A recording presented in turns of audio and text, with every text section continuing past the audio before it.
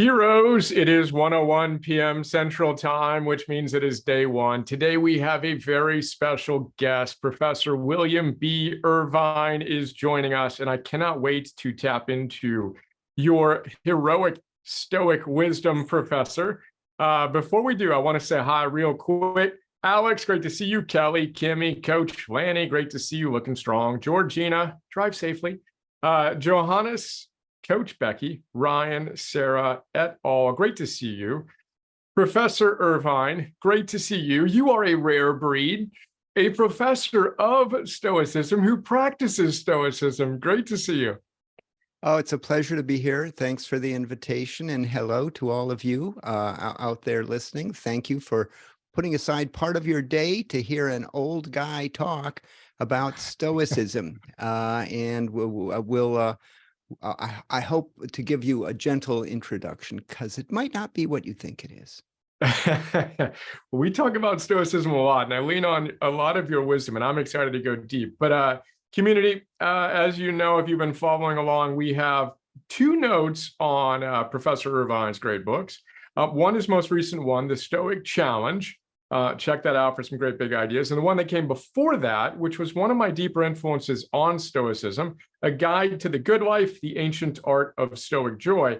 And thank you very much, Professor, for bringing to life Musonius Rufus's wisdom. Although you did not write this, of course, you played a role in making sure that we had access to the fourth great Roman Stoic that most of us have never had the opportunity to study. So this note is one of my favorites, and just want to thank you for that. We also have a ton of plus ones in which I reference you and your work. Good sir. And we've got a bunch of quotes I was enjoying in our database in which you reflect on some of these Stoic ideals in a pithy collection of wisdom, which we could frankly talk about each of those in depth. But before we go in, I want to step back. We like to take a moment and just deliberately connect to the best, most heroic version of ourselves. I'm going to put you on the spot. Do you have any practice that you engage in when you want to connect to, we call it the daimon, but kind of that best version of ourselves? Is there anything that you do in a moment when you want to kind of center and ground and connect to that best version of yourself? There is no one practice that I do, but there is, as an ongoing thing, mindful living. And that is, you're living, you're going through your life. And while you're going through your life, you're playing the role of spectator. You're watching yourself go through your days. And it can get pretty busy, and it can be quite entertaining, and it can be quite depressing at the same time. So you catch yourself doing things, and then you pause and you think, what is motivating me at this moment? Or you have just done something, and you can have that same reflection, right? The way an audience would, who watched this. What was really motivating me at that point? And the whole notion of courage, I know we're going to explore this in heroism. We're going to explore this in greater depth, but it's an interesting thing. And, you know, we live in a time when, if you talk to people about heroes, the thing that comes to mind is superheroes. Now, I'm not big into the Marvel universe, so I don't know my superheroes very well. So I kind of call on the ones I was exposed to when I was a kid. You know, Superman, he's a hero. Well, you know, he had kryptonite, I guess, to look out for. But other than that, you know, he was kind of bulletproof.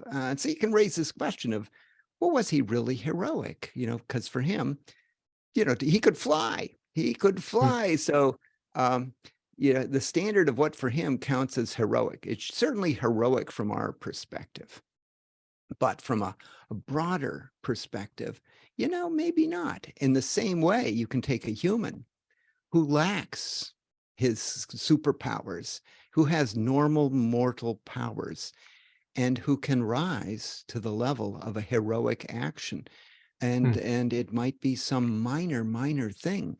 You know, if you're a paraplegic, if you have a number of disabilities, what counts for you as a heroic action would for a normal person count as just life, just what you do. Yeah. So in my own life, I try to do things that I find that are brave things. And brave would be I do not save women from burning buildings, although if I've never come across a burning building, so I don't know for sure what I would do. But just doing things where I know I'm at my edge, this is kind of risky kind of thing I'm doing. And the risk can take various forms. It can be physical risk, it can be professional risk. And then, to take the plunge. And in my case, it's often simply writing something and then hitting the push, the send button. That can be a kind of a heroic act of knowing, this can have blowback, this can have bad consequences, but it's a risk worth taking because somebody somewhere will be benefited, will be helped by what I'm doing. I love it. And you just gave us an opportunity to arrive in a parallel fashion to our last guest was George Mumford, who's a mindfulness expert who worked with Michael Jordan and Kobe Bryant and helped bring out their kind of presence on the court. So the way that you brought us in with the observing what's happening in our lives and what our motivation is struck me as parallel to the way that he helped us arrive here today. And then you went straight in. So I'm loving that we're already talking about what it means to be a hero. I love your distinction on Superman. And, courage is not the absence of fear or the perfection of the impossible perfection that's expressed in a Superman and these other characters, but the willingness to act in the presence of fear. And then I was thinking of the etymology of the word hero. I've asked this question to a lot of people, and the only person that knew the answer was the one who told me the origin story of it. So I think you might be the second here. Do you know the etymology of the word hero from an ancient Greek perspective? No, I know all about hero sandwiches, but heroes of the other kind, Let's go. not quite so Let's much. go. So my understanding is that in ancient Greece, when they came up with the word for hero, they didn't pick tough guy or killer of bad guys. The word etymologically in ancient Greek meant protector. So from my perspective, we all have the opportunity to be protectors. The hero is a protector. The hero has strength for two, and the hero does the hard work to have that strength for two. And the way we operationalize it is playfully through two tattoos I happen to have on my body, that if you want to be heroic, then you need to live with virtue. Then you need to live with that deep sense of arte, expressing the best version of yourself and closing the gap moment to moment to moment, living with more wisdom and discipline and love and courage. And I like to say that in the moment in which you do express that best version of yourself, you are heroic. You don't need to be rescuing a woman from a burning building or waiting 25 years to achieve something. You showed up as your best self. That eudaimonic ideal has been achieved, and there, boom, let's be the best version of ourselves. Longer chat on that, but I want to step back and hear your story and your journey, because when I think of who you are and how you've shown up in a world in which philosophy is very, very different from how it was practiced in the ancient world, I know that you have taken a lot of creative risks to be who you are in the academic world. And I would just love it if you could to give us a brief biographical sketch of what brought you to this moment and maybe some of the challenges that you faced in your own quest and how we might be able to connect to that wisdom as expressed through your own journey. Yeah, I stumbled into philosophy and, there are accidents. And it's interesting, so listeners can think about their own lives, pivotal things that were small things at the time and yet caused this deflection in the course of your life. Yeah, it can involve, I think about it, when you meet your significant other, it's because you were sitting in a certain place on a bus on a certain day. And had it not been for that, the subsequent life would have been dramatically different. In similar fashion, coming under influences, certain kind of influences can deflect the course of your life. And so in my case, I didn't even know philosophy existed when I was a kid. I heard about them, but I had no idea. You just imagine it's somebody who sits there and has profound thoughts. And then other people say, that's a profound thought. But I was not exposed at all to it until my senior year of high school. I just happened to come across two different things. I came across Bertrand Russell. I think it might have been on PBS. They had a documentary about him. He had just published his autobiography, 3-volume autobiography. And then also became aware of Henry David Thoreau. And so I ended up reading Walden and reading Bertrand Russell's autobiography, and then thought, I kind of see this, I think that what Thoreau is doing is really nice, and what Russell is doing is really nice, and that's what philosophy apparently is. So went off to college wanting to take more philosophy, but not really knowing kind of what I was going to do. I started out in college as a physics major, found out that if I'm going to take physics, I need to take lots of mathematics. So I became a double major in mathematics and physics. Went further and found out that physics gets really hard. By about the third year, I just hadn't seen that coming. Gets really hard. And I thought, but I still have this interest in philosophy. So I had already taken some lower level courses, and I thought, so I'm gonna do philosophy. And then talking to my philosophy professors, I said, so I want to do what you're doing. What does that require? And, I got this kind of, they would say, well, kid, it's really tough. It's really tough to get a job. And that would have been in the 1970s. And now it's very, very difficult to make a living doing philosophy. So I thought, okay, so here's what I'm going to do. I'm going to be a double major, not in math and physics, but in math and philosophy, because what I really want is a philosophy teaching job. But if that doesn't happen, I can always fall back on the math degree. You go to an employer, potential employer, and you say, I'm a philosophy major. You're not going to get hired. They're going to say, if I hire this guy, he's going to spend his day walking around saying, is this hand a human hand, right? And he's got other things to do.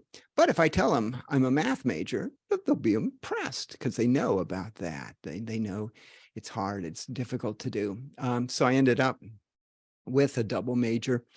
The other thing that I discovered, though, in getting the philosophy major was that philosophy was very, very much unlike what Henry David Thoreau was doing. And what impressed me about Thoreau was it would connect up with the lives of ordinary people.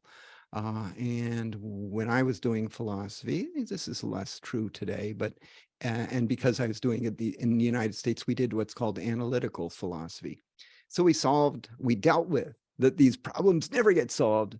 Some of them have been around for thousands of years, but we fiddle with them, and then we come up with insights to them, and then we publish papers on them that other philosophers, professional philosophers, philosophy professors read so they can write their own paper about it. So it becomes about career promotion, it becomes about getting publications, but it's all hidden from the public. We have zero impact. Typically, an analytic philosophy has zero impact on the public. And I've written one thing about this.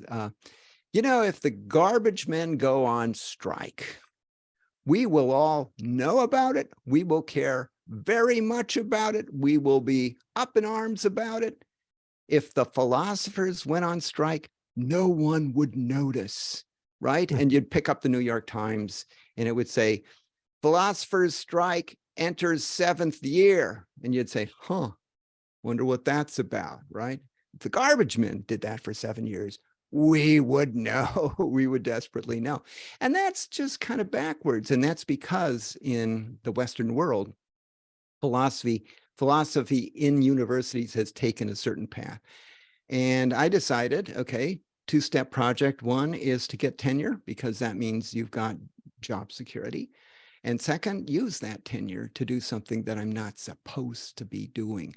And that is writing philosophy for ordinary people in a manner that can affect their lives. So this would be in the early 2000s, I wrote a book called On Desire. And what I was interested in is human desire. How do we get the desires that we do? Why do we act on them?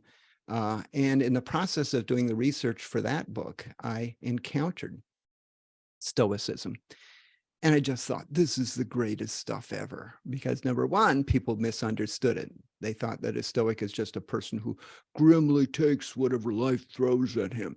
And that's not true at all. The Stoics were some of the most cheerful people on the planet. And I thought, this is great stuff. And I've got to share this with the world. So that's when Guide to the Good Life happened. And it's my effort to share with the world this ancient philosophy. Now, if I had been a professor at Harvard, I might have gotten in trouble for it. They would have said, he's off the hook now. He's doing this stuff for public consumption. But I wasn't at Harvard. I was at Wright State University in Dayton, Ohio, which turned out to be a wonderful home for me because for them, it's like, yeah, it sounds like philosophy. So I was able to kind of work it into my career path. And I'm really glad because I get emails from people. And I know there's an impact that I've had. I regard the writing that I do as a form of teaching. It's to a very broad audience. And the beauty of it is nobody says, is this going to be on the midterm, right? There are people who actually care and actually want to learn.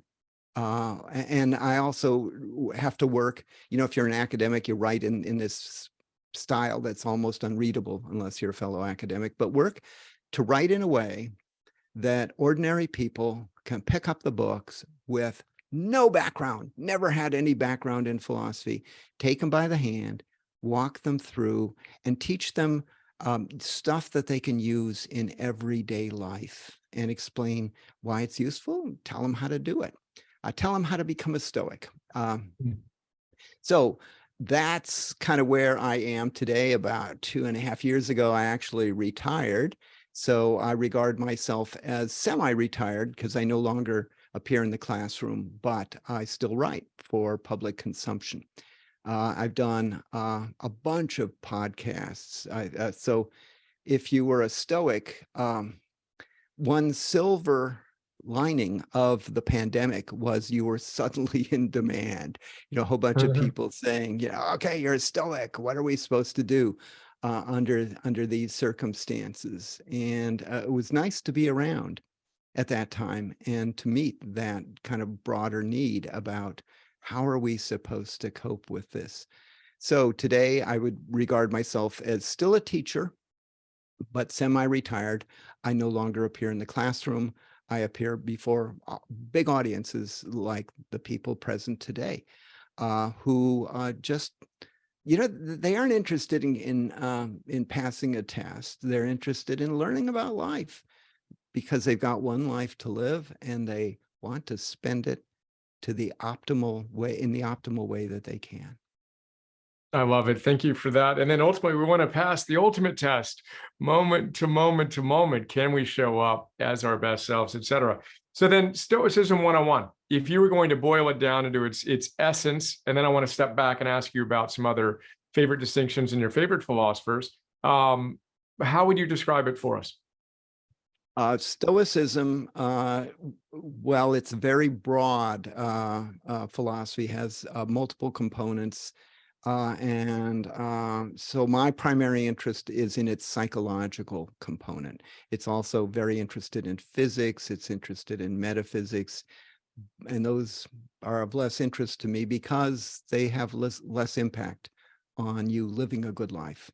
So I'm interested in their psychological insights. So it turns out that the Stoics were this premier psychologists of the 1st century AD, and they came up with some really wonderful insights into how human minds work. These are insights that have only been rediscovered in the last half of the 20th century. a long period there where science sort of thought, oh, don't know about this. But toward the end of the 20th century, two things happened. One is this field called evolutionary psychology arose that tried to explain our minds in terms of our evolutionary past. You know, if you go back 200,000 years ago, your ancestors, do your extended family tree. Here's a project for you. I tried mine and I got back like 3 generations. And then it dawned on me, you know, every generation back you go, there's twice as many people to track down. And every generation back you go, the information is going to be that less reliable. But imagine you could go back in your family tree for thousands of generations. You would find people who were what? Living on the savannas of Africa. That's where we came from ultimately. And those people had lives nothing like yours. You know, they were much more exposed to the elements, much greater dangers, didn't have books, didn't have written language. So they had to survive under those circumstances. We carry a whole bunch of the wiring that allowed them to survive under those circumstances. We have very little difference in our wiring compared to theirs, except we live in radically different environment than they do. Believe it or not, they didn't have computers. They didn't have cell phones. You know, they didn't have all of this stuff. And yet we have it. And we still have these primitive minds that are at work. And you can detect your primitive mind, and you can also figure out how little control you have on your mind. If you've ever tried meditation, you'll know the basic exercise is to empty your mind. Take 5 minutes, go to a quiet place, empty your mind of all thoughts. You find it's impossible to do because there are these voices in the background that are always reminding you of what you should be doing and saying, yeah, what are you going to have for dinner? And reminding you of somebody who insulted you 2 days before. If it's 2 in the morning and you're awake, those voices, they're in a chorus, you know, they're putting on a play for you of the things you could be doing, should have been doing, and everything else. And, you know, so it can be hard to fall back asleep.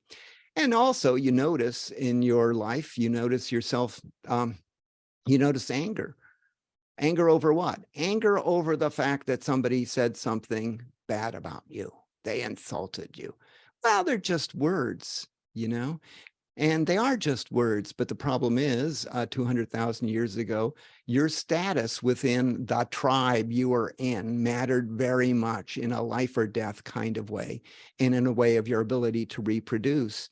And so you're wired to care very much about your social status, except that, you know, now if some people aren't going to come up and attack you, hope not. Ooh, things are getting a little bit stranger, but it's no longer the issue. And yet the wiring to react in a certain way is still there. And I don't mean literal copper wires, but the wiring of your brain.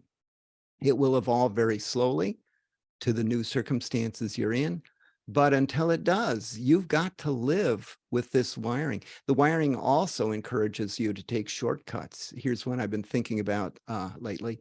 You meet somebody new and you do what Daniel Kahneman, the 20th century philosopher, he's still around though, but he did most of his work at the end of the 20th century. You do what's called fast thinking. You form a first impression of the person you met. And it was very important on the savannas of Africa because you're meeting a stranger. Maybe he's going to kill you, but maybe he can help you. And you had to figure that out instantly. And how would you figure that out? I don't know. And just kind of how they stood, the amount of eye contact, you know, subtle things like that. And then after that, once you got that first impression, the interesting thing is you would look for evidence that the first impression was correct and ignore evidence that it wasn't. So it sticks with you. And that still is true. And I'll bet you that the people in this audience, if you think about it carefully, there is somebody you've met and formed a bad opinion about, and you should really give that person a second chance. because maybe it was just a bad day for them. Maybe they're actually a wonderful person. And the reverse of that, you've got a friend that you like from the first minute. Maybe it's not a good friend for you to have. Maybe they're a friend because they tell you what you want to hear and never tell you what you should hear. So it gets complicated. So we have that as something to work with. It's built in. So one of your principal challenges in life is how to take this monkey mind and make it as functional as possible in the modern world in which we live. Perfect. And how does Stoicism help us do that? Stoicism helps us by the principal concern is with negative emotions. Well, I just mentioned insults. When somebody insults you, it stings. I can still remember cases where somebody insulted me decades ago, and that's incredibly stupid. That's so stupid. And yet, hey, I'm wired that way. So they thought about the emotions we experience, in particular, the negative emotions. So other negative emotions, envy, anger, regret, remorse, those are all negative emotions. They're certainly emotions. What makes them negative? They feel bad. And so the Stoics said, you know what?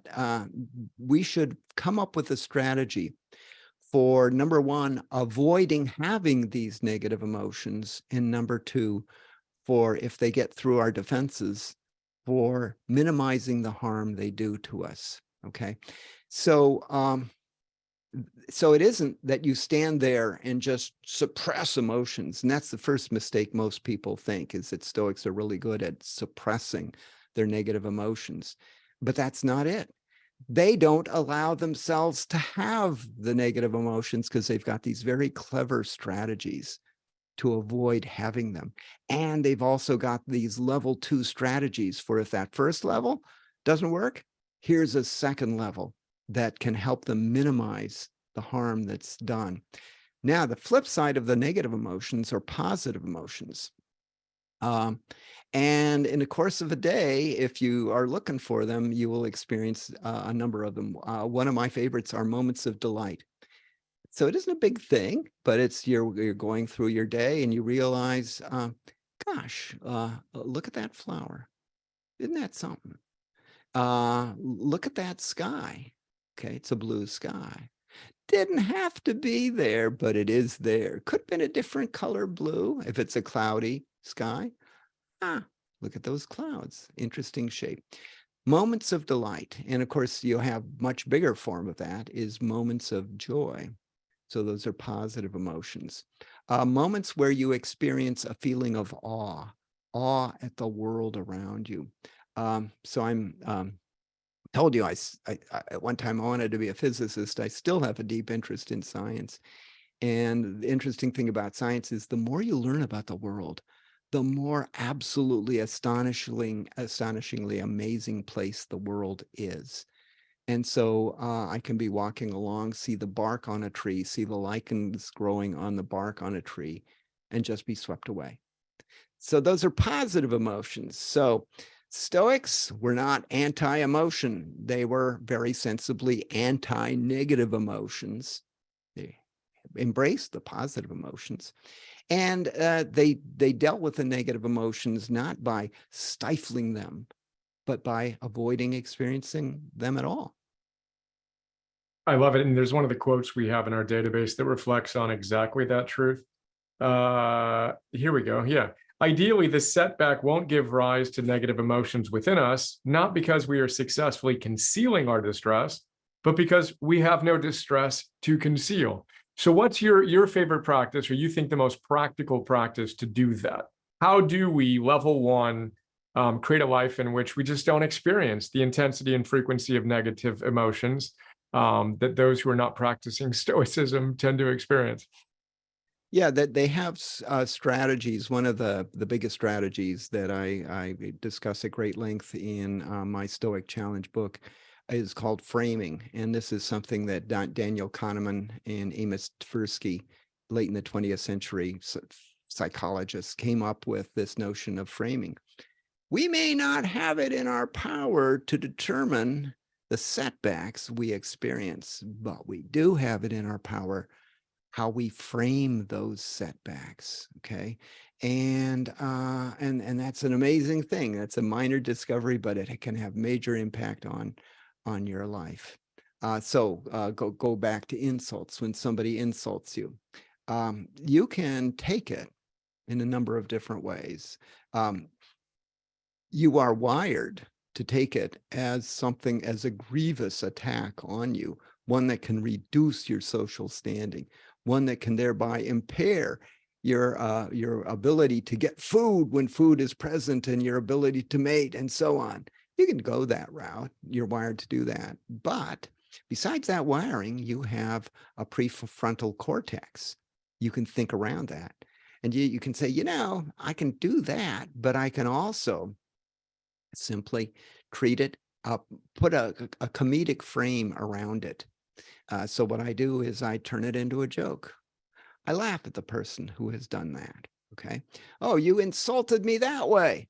Well, if that's the worst you can say about me, it's clear that you don't know enough about me to be insulting me, right? Whoa, they're going to be taken aback. Wait a minute. I insulted him. I hit him with my best shot, and he just laughed it off. Another Stoic response to an insult is just ignore it.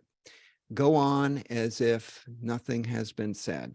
And it's striking how the other person will react, because again, they're out to ruin your day, and you're just acting as if nothing has happened.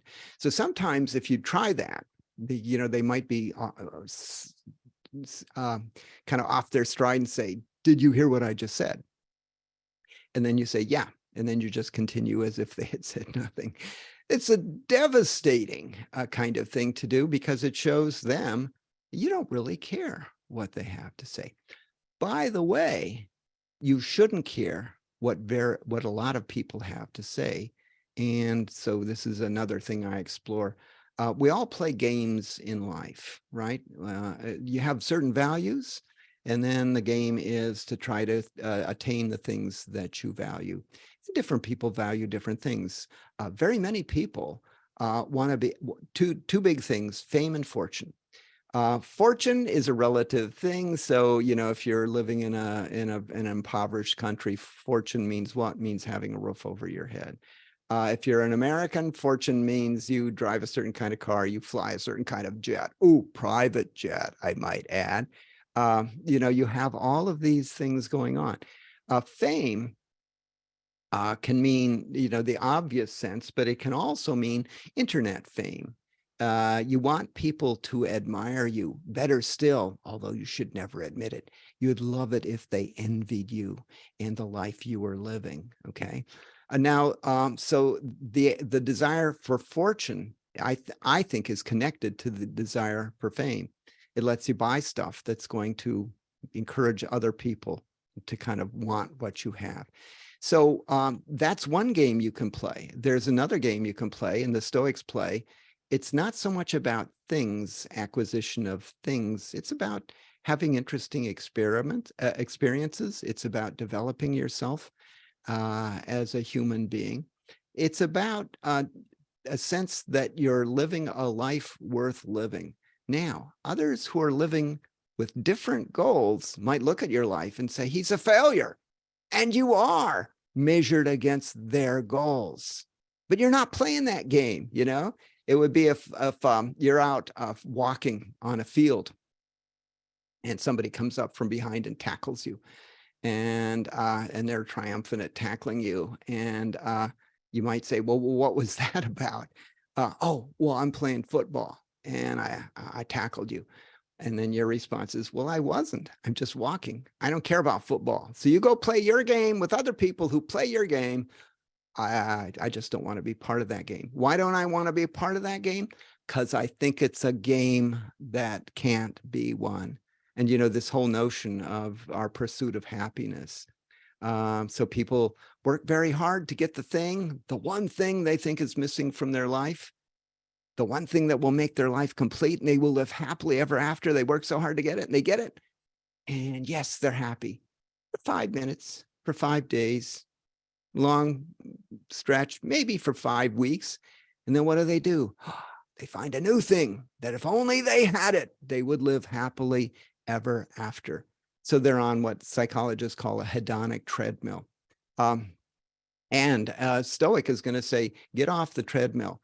Learn to want the things you already have. Learn how to appreciate the things you already have, because then you don't have to go out and pursue them. You've already got them.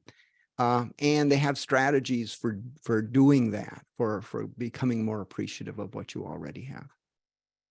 Love it. And then winning, we like to say, win the ultimate game. That's rule number one. You got to know the ultimate game. You're playing the wrong game.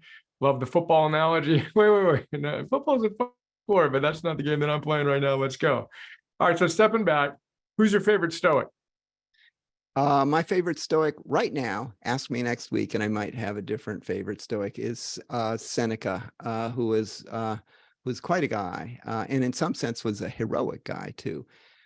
So this is 1st century AD in Rome. Stoicism was invented by the Greeks in about 300 BC. We don't hear much about them because most of their writings were lost. And but fortunately, the Romans took it and ran with it. So in the 1st century AD, we find the 4 greatest Roman Stoics: Marcus Aurelius, Seneca, Epictetus, and Musonius Rufus, the unknown 4th Stoic. But Seneca was the guy, because he did all sorts of things. He was the leading playwright of 1st century AD in Rome. He was a billionaire. However they measured these things, he had lots of business interests going. He was counselor to an emperor, and he was a Stoic. And one thing that I want to say is that he could do these other things in part because he was a Stoic, because he could manage the downside, the negative parts of his life, which would otherwise make it hard for him to progress in life. He was also heroic. He was exiled and came back from exile. This was just the standard operating procedure. I guess the Stoics, they rubbed people the wrong way, and so a lot of them had gotten exiled. And Musonius Rufus was exiled twice, and his Stoicism played a key role in him getting through those exiles. One of them was a particularly nasty exile, but he survived. Seneca, though, finally was sentenced to death. He got on the wrong side of an emperor and was sentenced to death. And back then they said, here's the choice. You either do the job yourself, or we send someone in who will do it for us. And that would mean just getting stabbed to death. And Seneca said, I'll do it myself. And this is, for me, this is heroic, because he figured out the day he was going to do it. He called in his friends, his relatives, the people who knew him best. And they all knew what the deal was. And so they came in and they were all sad and tearful and trying to cheer him up, to the extent that you could. It's somebody is going to die from unnatural causes in a matter of hours. And what's heroic to me is that he spent those hours trying to cheer them up, trying to give them psychological techniques. Well, do you really care about me? Great. Then after I'm gone, I don't want you to go into deep mourning. I want you to live a life that I would want you to live. And I'm your friend. I don't want you to mourn. I want you to thrive. So if you need any instruction from me, that's what you do. So it turned out that his death, his self-euthanization, call it what you will, was not easy. He kept trying things and he stayed alive. Finally died. And, that notion. So I have written that your own death, by the way, I hate to be the one to break it to you, but you all realize that someday you will die. Sorry, bummer, but that's kind of how life works. And to spend the end still trying to reach out to other people, still trying to say, no, no, no, no despair here. Okay. And we can talk more about death if you'd like, but that from a Stoic point of view, what did he do? Did he save a woman from a burning building? No. What did he do? He showed people how to have a good death and how to survive the death of somebody that they loved and cared for. And that, to me, is an act of heroism, not in the conventional sense, but in some very important sense. Yeah, I love it. And he talks about some of the same ideas in exile, writing to his mother and on the shortness of life and just that counsel he was giving to her. Don't mourn for me. I'm good. Actually, I'm feeling even better over here. I got nothing to do but think about life. It's good. What I find most heroic about that was the fact that it was a function of the moment to moment to moment to moment to moment to moment practice of his philosophy in the decades that preceded that moment. And what I'm trying to teach our community is you don't need to wait for that moment. The moment you are practicing your philosophy in preparation, perhaps for a moment like that, in which the heroic gods, as we playfully say, blessed you with a real opportunity to practice your philosophy. Yep. But you don't need to wait for that. And the only way you're going to get to that point is if you had the wisdom and discipline to live in integrity with your ideals more and more consistently. Seneca wasn't perfect. There was never a perfect human being, but more and more consistently. And so that's what I see when I look at Seneca, and that embodiment, in the humility, and just the audacity of approaching his end of his life like that, as a demonstration of the guy practiced his philosophy. He didn't wait till the end of his life to try to. He had been that demonstration for countless moments throughout his life. I love that. What do you think he practiced consistently that allowed him to show up with that equanimity at such a trying moment? If you had to think about, like, what is his your favorite practice of his that you think helped him the most, that you've also perhaps seen the most benefit from as you've practiced it in your life, if that question, the way I framed it, makes sense? So there would be two things I would point to. First is acts of voluntary discomfort. And I mean, going out of your way to do things that you know are going to make you uncomfortable, physically uncomfortable, mentally uncomfortable, and going out of your way to do things that you're afraid of doing. Going out of your way to do things where there's an interesting possibility of failure. Since I've told you that you're going to die, let me give you a counter to that. I'm going to give you a way that you'll never fail in life. You ready? Don't ever do anything hard. Take the easy way out every time. You will never fail. Guess what? You'll never succeed either, in some sense of succeed, right? But you'll never fail. And so one trick to having a good life is to get good at failing. And if you look at people who were successful, they typically failed many, many times. What made them different is they tried to do things that were difficult. And when it didn't work out, they learned from the failure so they could go on to make new, better failures and ultimately arrive at success. And also, so they could practice bouncing back. You know, we live in a world of people who can't bounce. They're the eggs that when they fail, that's it. They're out of the game. But it's important for you to develop the ability to bounce. And one way to do that is to put yourself in a situation where there is a chance of failing. Now, you shouldn't, so don't go out and climb a cliff, right? And say, this is what Irvine wants us to do, and then if you're dead, you can't practice Stoicism at all. So don't do that. But little things that for you would count as risky ventures. So I have been, and less so since COVID, but a competitive rower. That's rowing with 2 oars, not with 1 oar. So it's called sculling, actually, and doing it competitively. And because it accomplishes two things for me. One is it gives me incredible discomfort. I go out of my way to do that. How come? So if life presents me with discomfort, I'm trained for it. I'm ready for it. So for instance, when we do these 1,000-meter races, it might take 4 minutes to do it, certainly on an erg, that's a rowing machine.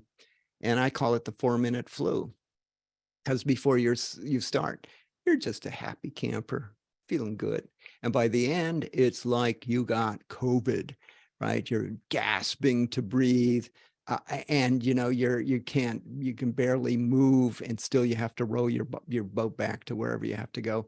And what's really interesting to me is along the way, those voices, I told you they come out at 2 a.m. Well, they're a chorus singing to you in the middle of a race saying, you could slow down. You could just quit at this point. And so what you do is you tell them to shut up, right? And you row on. You show them that you're in charge. Okay. Now, another thing about Seneca is he had this, what he called his bedtime meditation. So the last thing he would do before falling asleep is rethink what he did during the day and give himself basically a grade. What did he do that was right, that was in keeping with Stoic practice? What did he do that was wrong? And so that's that whole notion of watching yourself live. While living, watch yourself live. That's often hard to do because life can be complicated. But at bedtime, there's nothing else to think about. So my problem with that is when my head hits the pillow, I'm gone. My wife's always amazed, she'll have a stopwatch, there. Oh, you made 8 seconds last night, not quite, a bit of an exaggeration. But for me, then to do it while I'm awake in the middle of the day and just think about things. And it is amazing. You can catch the things where what motivated me at that moment. Oh, I was experiencing envy. That's why I said that mean thing about that other person, because I envy that other person. And that's a stupid way to show that. And it's stupid for me to envy that other person. Or you did something. And it's really amazing, because I find that for me, some of the most rewarding things are tiny little things where you make a difference in somebody else's life. So I'm not boasting here, but I was in a supermarket and shopping, and there was a woman who was of lower stature. Am I allowed to say shorter? I don't know anymore. And there was a thing up on a high shelf, and she was reaching for it. And I said, hold on. And I grabbed it down and handed it to her. Tiny, tiny little thing. But when I looked over what I had done in the course of a day, I thought that was such a wonderful, correct thing to have done, because I made a difference in someone else's life. So I've got one motto, and that is when you can make somebody's day, do it. When you can tell them something good about themselves, do it, because most of us are starved for anyone to notice we exist or to sort of say, you're doing a good job. I can see you're working towards something. And how much does it cost you to make someone else's day? 0, unless your ego is out of control, in which case you can't stand to praise anybody else, right? Because you're just the best there is. You got to get over that and realize that it isn't a zero-sum game. It isn't that if other people are good, that means you're bad. Everybody can be good. And so so a background activity of mine. So you can do it at bedtime. That's what Seneca did. But you can stop in your day and you can say, what am I doing right? What am I doing wrong? I love it. And I love your story that you tell in the Stoic Challenge and A. You've got some great stories on rowing in that book. Fantastic book, by the way. Highly recommend that. I'm a big rowing fan as well. And then the cold plunge for me, which will be coming up for me soon after this, is one of those things I do every day that I just don't enjoy doing. And even Nat, was asking me the other day, like, man, you love burpees. I do burpees. It's one of the other things I do. And she's like, I just don't love burpees. And I said to her, I don't love burpees either. No one loves burpees. That's why I do them. Yes. But people don't understand, it's what makes you uncomfortable. Why would you do that? And the answer is because I'm expanding my comfort zone, because then I will be comfortable in a variety of circumstances, and you never know what life's going to throw your way.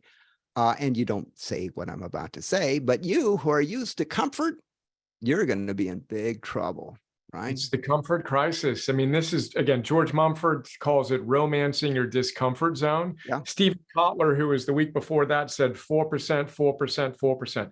Go out of your comfort zone. My coach, Phil Stutz, who's back there, says, bring it on. Your infinite potential exists on the other side of your comfort zone. By definition, it feels uncomfortable when you exit your comfort zone. Therefore, if you want to tap into your potential, get really good at feeling uncomfortable. But again, you don't need to go crazy. It's the 4%, 4%, and then the occasional 4-minute flus.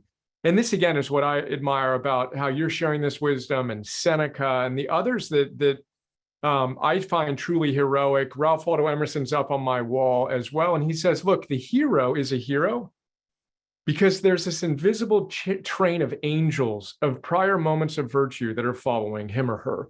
There's this subtle, and even Confucius talks about it, or the neuroscientists studying Confucianism and Wu Wei and moral charisma. To go back to your 200,000 year arc of evolutionary psychology, there is something about the person who is living in integrity with their highest ideals that we can feel. That split second, who is this person? Can I trust them? Again, goosebumps as I say that. The individual who is living in integrity with their highest ideals has that.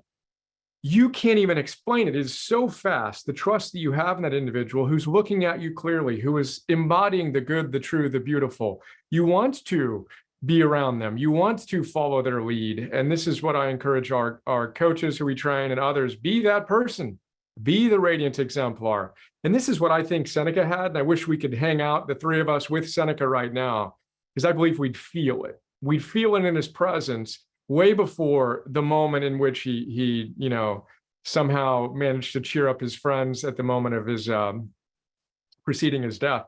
But that's what I find most inspiring about your work, about Stoicism, and of course the modern application of it through cognitive behavioral therapy and the other practices.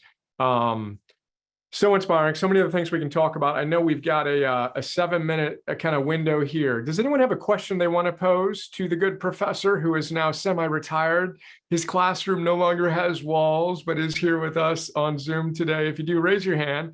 And we'll have an opportunity to connect. Is there anything else that you didn't share?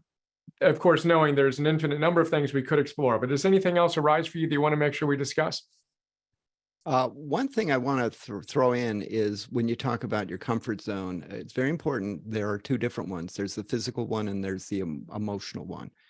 And it's easy to focus on the physical one, that discomfort, but mental discomfort is a big deal. And I've been working on a number of different things where I know there's a fear. It's not a physical fear, it's a social fear.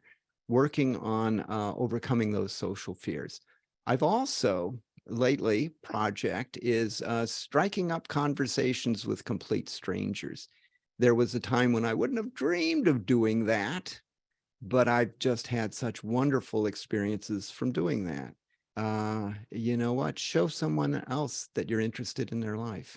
And it's like watching a desert flower. You know, it hasn't experienced rain for all year, and then suddenly rain, and they open up and they blossom. And there's a chance that you can make somebody's day doing that.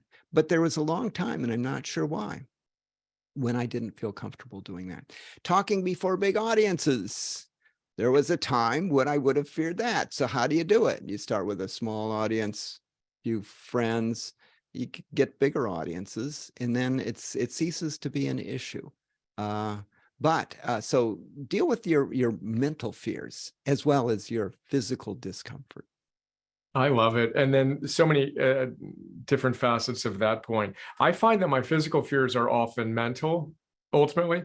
My cold plunge is a physical act in one way, but it isn't. It's a mental one. It's that moving through that. But then the socio, interpersonal fears that I too, have had and been fun to kind of stretch the comfort zone. And then your point on the grocery store, just that we call those micro moments of awesome. And there's a science to that. I mean, the neuroscience of connecting and being truly present and doing something kind for someone like that, of course, changes your underlying physiology, the individual who receives it, someone who might be watching it. So in our app, we help people operationalize these practices. Who are you at your best? What virtues do you embody? And what specifically will you do today? We have them commit in the beginning of the day, hit the targets through the day, at the end of the day, reflect on it. But one of the targets is micro moment of awesome, where we're deliberately, actively looking for it. And I'm just noticing that we've hit that together 190,000 times, which is awesome, since we've launched it. But,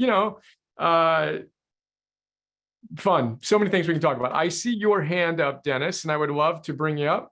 And unmuting you now. Good to see you. Hi, Brian. And hello, Professor Irvine. Can you guys hear me? Yeah. Yes, we can. And we can see you. Okay. I'm just reading your book, A Guide to the Good Life. So far, I love it. It's not really a question, but I would love to hear a little bit more, because I really like your distinction of the trichotomy of control instead of dichotomy. And I think a lot of people, myself included, get lost a little bit between, what you have control over, no control, and then some control. And if you can just go a little bit deeper on that in your thinking. Okay, this was Epictetus, one of the four Roman Stoics who came up with this. And he says there are things you can control and things you can't control. So that's the dichotomy of control. And that's what most Stoics think in terms of. But when I saw that, I realized that's not quite complete, because the things you can't control, that's actually can be divided into two different groups. There's things you have absolutely no control over, like whether it rains tomorrow. You can't control that. There are things you have absolute control over, like your virtues, the virtues you choose to live by. Now, there's a question of, do you have sufficient self-control to live by them? But you can choose the ones that you want to live by. But there's this third group, and these are the things that you have some but not complete control over. And those are the ones, well, the Stoics said, the things you can't control, you shouldn't worry about them, because you can't control them, and it's a waste of your time. The things you can control, and it'll be easy for you to deal with them. So it leaves us with this middle ground, and that is things you have some but not complete control over. And I would argue that a Stoic should pay the most attention to those, the things in that category.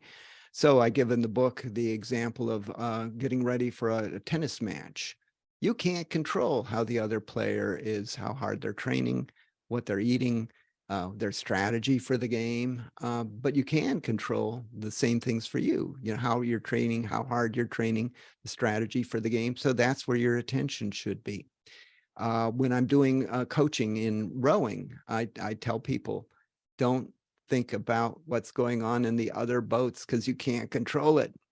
And there's a phrase among rowers, keep your head in the boat. Think about the boat you're rowing and make it go fast. That's the most you can do. Some Stoics, and I've gotten a little bit of pushback for this particular description of, this middle ground. And some Stoics say, no, that doesn't work. But for you to tell people there are things you can control and things you can't, and pay attention to the things you can control, it's bad advice, just because there'll be people who say, well, I can't control whether I'm going to win this tennis game, so I might as well just ignore it. Well, no, you can't absolutely control it, but you can affect the outcome by the choices you make. So that's where you devote your attention. I think that's the hardest part in life, right? That area. Yep. Some control, but not all control. I also think of Stephen Covey, who goes, things you can control, things you can't, and then you have a circle of influence, which means you have some, influence, but you can't guarantee. Yep. And the things you have some control over, there's also a difference between thinking about something and worrying about it. So I'm a big thinker about it. I'm a big planner. And some people say, well, why not just relax?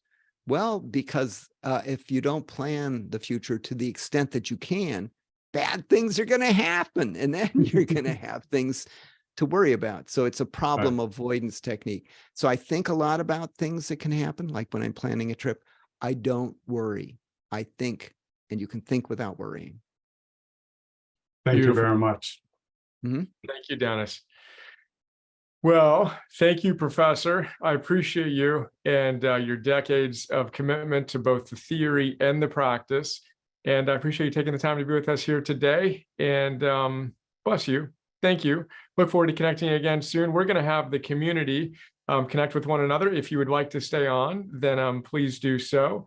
And I hope that you have a great rest of the day. I will be practicing my Stoic philosophy, our Stoic philosophy, to the best of my ability, with you in mind and with a heart full of gratitude. So thank you so much for all that you do. Oh, thank you for inviting me. And let me say to everybody in the audience, there isn't going to be a quiz, so don't worry about that. Okay. And every time you've said that, my playful rejoinder is there is. You will have many. Life is the quiz. Well, okay. Okay. That's so good. And you're preparing us well, but we are not your old students who are sitting there. I can't give you a grade. No. Let's give ourselves a good grade at the end of the day, Seneca style, right? Yeah. Too fun. All right. The ultimate quiz, the ultimate game. Bless you. Thank you. Have a great rest of the day. Oh, you're welcome. All right.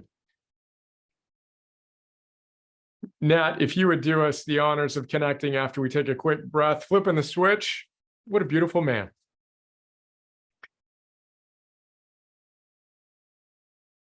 I'm always charmed by the idiosyncratic differences of expression among our masters. Vlad, good to see you +1. Look at you too.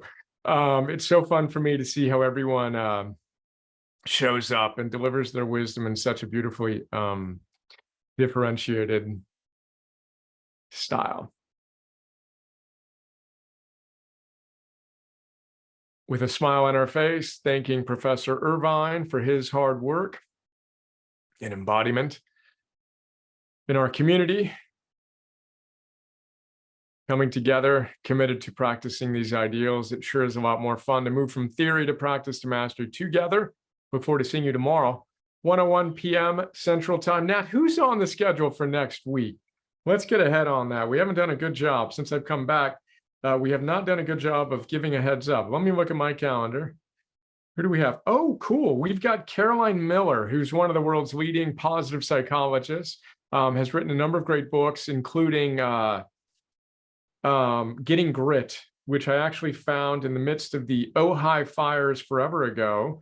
I found that while we were kind of evacuated. And then who do we have the week after that? I don't see that on my calendar, but we've got a bunch of great calls. So it's Friday, the following Friday is Scott Parsons. We're going to talk about West Point. So we'll do a better job of letting you know what's coming up.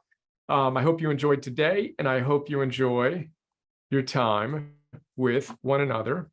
And I look forward to seeing you tomorrow.